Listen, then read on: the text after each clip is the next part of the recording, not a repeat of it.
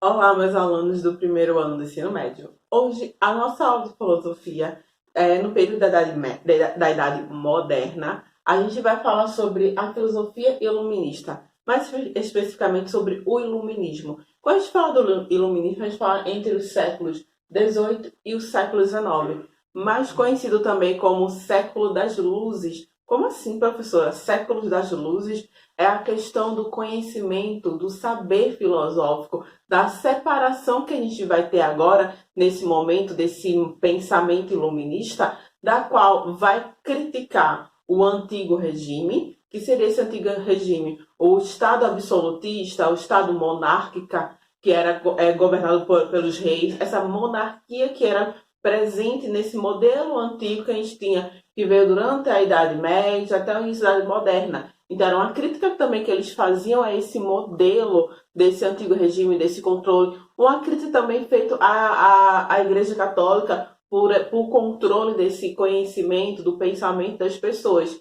E com isso, a gente tem todo esse movimento que surgiu na Europa e que vai ganhar força e vai influenciar outros movimentos no mundo inteiro. Não só a Revolução Francesa, mas a independência dos Estados Unidos, aqui no Brasil, a Inconfidência Mineira, a Conjuração dos Alfaiates, também esse pensamento iluminista vai influenciar. E o iluminismo ele tinha como pensamento a liberdade individual, a liberdade política e o direito à questão da igualdade. Isso seria o quê? A relação às leis, leis que realmente representem o povo. Daí a gente destaca a publicação da enciclopédia na França, por Denis Diderot e Jean de Lambert, que da qual esse livro enciclopédia era um volume com várias, vamos dizer assim, áreas de ciências, certo? Desde matemática, física, química, que continha ensinamentos. Eles tinham como objetivo levar esse conhecimento. Que nada melhor do que sair das trevas, como eles chamavam a Idade Média, certo? Porque como nós chamamos século das luzes, seria a saída da Idade Média, certo? Que eles tinham no passado, que o conhecimento era todo restrito, que era tudo controlado pela Igreja Católica, e agora o século das luzes seria essas luzes, o conhecimento, o saber. Através do conhecimento, as pessoas vão se libertando dessa ignorância, certo? Então, eles começam a vender e a divulgar essa enciclopédia para a qual as pessoas têm informação ou conhecimento.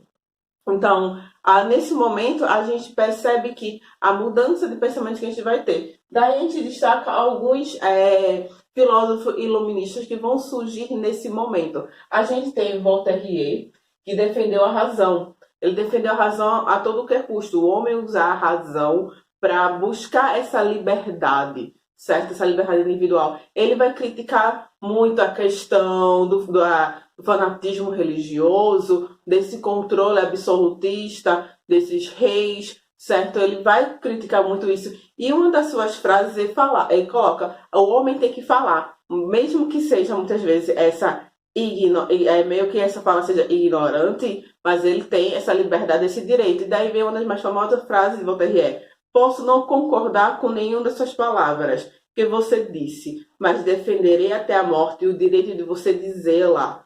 Então, quando ele fala essa questão da liberdade individual, mesmo que você esteja falando coisas que ele não concorde, mas ele vai lutar pela que você ainda continue tendo voz, liberdade de falar, que não era algo muito comum naquele momento, certo? Dando continuação, a gente vai ter Montesquieu, a ideia do liberalismo no livro Espírito das Leis. Ele vai criticar esse modelo absolutista de governo e através das leis como forma de representar as pessoas, de garantir essa liberdade. E daí ele vai propor a divisão dos poderes em três: judiciário, executivo e legislativo. E esses três poderes com autonomia, certo? E assim ajudar a administrar e criar um Estado moderno, um Estado que não seja controlado, centralizado em uma única figura, naquela época, o rei.